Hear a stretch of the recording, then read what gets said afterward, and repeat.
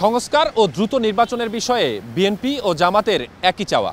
দর্শক, আমন্ত্রণ জানাচ্ছি এটিএন নিউজের নিয়মিত আয়োজন আমাদের কথা অনুষ্ঠানে। সঙ্গে আছি আমি স্বপন আহমেদ। এ বিষয়ে শুনবো সাধারণ মানুষের মতামত।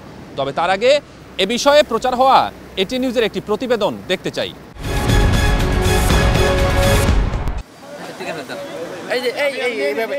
নানা ইস্যুতে নানা মহল যখন দেশের সার্বিক পরিস্থিতি উত্তাল করে রেখেছে, সেই অবস্থায় বুধবার বিএনপি এবং বৃহস্পতিবার জামায়াতের নেতারা দেখা করেন প্রধান উপদেষ্টা ডক্টর মোহাম্মদ ইউনূসের সঙ্গে। তার বাসভবন যমুনায় বৃহস্পতিবার সন্ধ্যায় ঘণ্টাব্যাপী আলাপ সেরে জামায়াতের আমির ডাক্তার শফিকুর রহমান জানান, দল মত নির্বিশেষে বিএনপি যে জাতীয় ঐক্যের আহ্বান জানিয়েছে তার সঙ্গে তারাও একমত। একই সাথে ন্যূনতম সংস্কার সেরে নির্বাচনের দাবি জানিয়েছে দলটি। একেবারেই একমত, এখানে কোনো দ্বিমত নাই। জাতীয় ঐক্য অবশ্যই থাকতে হবে। মিনিমাম সংস্কার যেগুলো দরকার, যেমন আমাদের 41 দফা দাবি আছে সংস্কারের, আপনাদের মাধ্যমে আমরা মাত্র 10 দফা দিয়েছি। এই সংস্কারগুলো করে যত দ্রুত সম্ভব নির্বাচন দিয়ে দেওয়া উচিত। ইসকন ইস্যুতে জামায়াতের অবস্থানও জানালেন তিনি।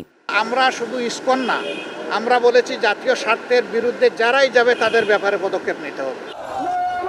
এরই মধ্যে ইসকন নিষিদ্ধের দাবি তুলেছেন অনেকে, কিন্তু সরকার কি ভাবছে জানালেন উপদেষ্টারা। নির্দিষ্ট প্রক্রিয়া অনুসরণ করে এবং তদন্ত সাপেক্ষে আমরা এটা করতে চাই, যাতে কোনো কোয়ার্টার্সে কোনো ধরনের অনিশ্চয়তা এবং সংকট না তৈরি হয়। কোনো সংস্থা নিষিদ্ধ করার কোনো আলোচনা সরকারের মধ্যে হয়নি।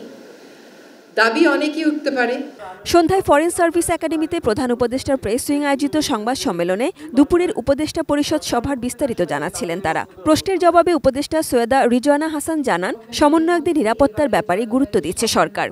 সমন্বয়কেরা বিভিন্ন গুরুত্বপূর্ণ বিষয়ে জাতিকে যেভাবে ঐক্যবদ্ধ করার প্রয়াস চালাচ্ছেন, জাতির বিবেককে যেভাবে জাগ্রত করছেন, এটা নিশ্চয়ই অনেকেরই স্বার্থে লাগবে। তবে এটা কি সরকার একেবারেই হালকাভাবে দেখছে না? বিভিন্ন প্রশ্নে উপদেষ্টা মাহফুজ আলম জানান, চট্টগ্রামে আইনজীবী হত্যার ঘটনায় 2টি মামলা হয়েছে এবং গ্রেপ্তার অব্যাহত আছে। ইসকনের সাবেক নেতা চিন্ময় দাসের বিরুদ্ধে দেশদ্রোহের অভিযোগে মামলা চলছে বলেও জানান তিনি। ওনার বিরুদ্ধে স্পষ্ট একটা অভিযোগ আছে, ওনার যেই কোর্টে বিচার চলতেছে ওই কোর্টের কাছে এটা ন্যস্ত আছে। ওনারাই ডিসিশন নেবেন যে এটা কিভাবে এটা প্রসিডিউর হবে। রাজনৈতিক দলগুলো নির্বাচন চাইছে, দৃশ্যমান সংস্কারের পরপরই নির্বাচন দেওয়া হবে বলেও জানান উপদেষ্টারা। জাতীয় সব বিষয়ে অংশীজনদের পরামর্শ নেবে সরকার, জানান তারা।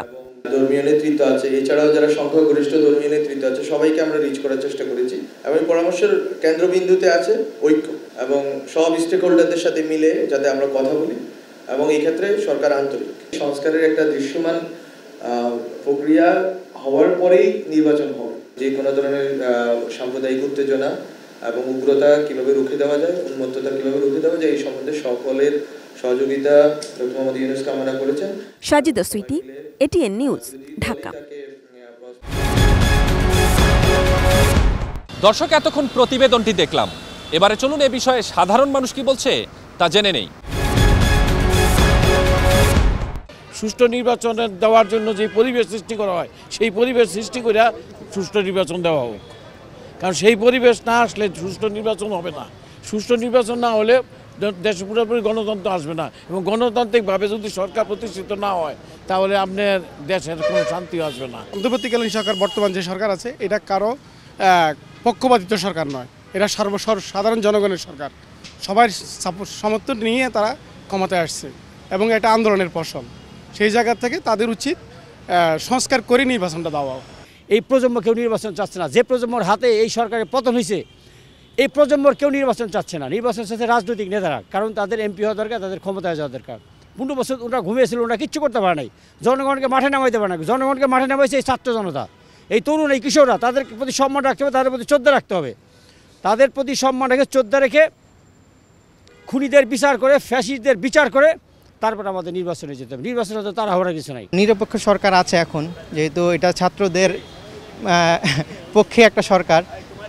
সো আমি চাচ্ছি যে আগে সংস্কারটা হোক, সংস্কার হওয়ার পরে একটা সুষ্ঠু নির্বাচন হোক। সুষ্ঠু নির্বাচনের মাধ্যমে জনগণের আস্থা ফিরে আসুক, আবার যেন এই 17-15 বছরে যে দুর্নীতি ছিল সে জনগণের আশাটা ফিরে আসুক। আমি সেটা চাই, যে সংস্কার হোক, সব কিছু নিরপেক্ষ নির্বাচন চাই আর কি। যেহেতু আমরা একটা ডেমোক্রেটিক দেশ, সে পাশাপাশি একটা সবার অংশগ্রহণমূলক সুষ্ঠু একটা নিরপেক্ষ নির্বাচনের ব্যবস্থা করাটাও খুবই জরুরি। কিন্তু তার আগে সংস্কারটা আমার কাছে সবচেয়ে বেশি জরুরি, কারণ এই সংস্কারের যদি না হয় তাহলে আমরা আমাদের কাঙ্ক্ষিত লক্ষ্য সাধারণ ছাত্র জনতা যে আন্দোলনের ফলে যে অবস্থায় আমরা এসেছি সেটা হয়তো বা আমরা ফলপ্রসূ কোনো সমাধান পাবো না। আমাদের কথায় ফেনী থেকে স্বাগত জানাচ্ছি আমি দিদারুল আলম। সংস্কার এবং দ্রুত সময়ে নির্বাচন, বিএনপি এবং জামাতের চাওয়া একই। এ নিয়ে শুনবো ফেনী সাধারণ মানুষের কথা। দেশে যে অস্থিতিশীলতা বা বিভিন্ন কিছু মিলিয়ে তা এটা গণতান্ত্রিক সরকার নির্বাচিত সরকারের দ্বারাই সম্ভব, তাহলে সংস্কারটা টেকসই হবে। আর এই সরকার ন্যূনতম যে প্রাতিষ্ঠানিক সংস্কারগুলো দরকার সেটা করে যত দ্রুততম সময়ের মধ্যে নির্বাচন দেওয়াটাই আমি উত্তম মনে করি। নির্বাচনটা দ্রুত দেওয়া দরকার, নির্বাচনটা তাড়াতাড়ি হলে দেশের পরিস্থিতি ঠিক হইব। এখন যে যা ঝামেলা চলে এগুলো মোটামুটি ঠিক হয়ে যাব, তাহলে নির্বাচনটা আমরাও চাই তাড়াতাড়ি হোক। সংস্কার কমিটি আছে, ওরা যদি সঠিকভাবে সঠিক সময়ে সংস্কারটাকে সম্পন্ন করে এবং তার পরবর্তী নির্বাচন, কিন্তু যে 6টা সংস্কার এটা খুব দ্রুত করার জন্য আমারও মতামত যে দ্রুত করে নির্বাচনটা যেন নির্বাচনের পথে যেন বাংলাদেশ হাঁটে। প্রশাসন থেকে শুরু করে সবগুলো স্ট্রাকচারে সঠিকভাবে সংস্কার প্রয়োজন, তারপরে নির্বাচন। আগেই নির্বাচন দিলে সংস্কার কাজটা তো আর হবে না পরবর্তীতে। সেজন্য আমি চাচ্ছি যে আগে সংস্কারটা হোক, তারপরে দেন নির্বাচনটা।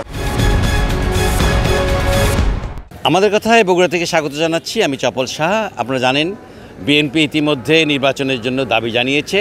এখন আমরা যেটা দেখতে পাচ্ছি যে বিএনপির পর জামাতও কিন্তু সংস্কার এবং নির্বাচন দাবি করছেন। চলুন আমরা শুনি বগুড়াবাসীর কথা, বগুড়াবাসী এটা নিয়ে কী ভাবছেন। একটি দেশের উন্নয়নের জন্য নির্বাচনী সরকারের বিকল্প নেই। তা আমি মনে করি যে এই বাংলাদেশের অনেকগুলো অসঙ্গতি আছে, এই অসঙ্গতিগুলো দূর করে সংস্কার করে যত দ্রুত সম্ভব নির্বাচনী সরকার আসা দরকার। এই মুহূর্তে নির্বাচনটা না দিয়ে দেশটা নিয়ন্ত্রণ করে তারপরে নির্বাচনটা দেওয়াটা উত্তম হবে। আমাদের যে দেশের যে জঞ্জাল যেটা আছে আর কি, এই ব্যাপারটা হলো যে পরিষ্কার পরিচ্ছন্নতা করাটাই বেটার হয়ে দাঁড়াবে।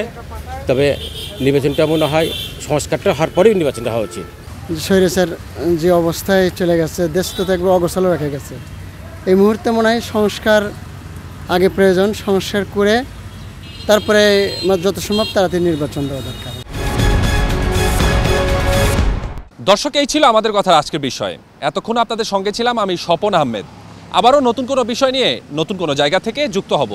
ততক্ষণ পর্যন্ত ভালো থাকুন, সুস্থ থাকুন আর দেখতে থাকুন এটিএন নিউজ।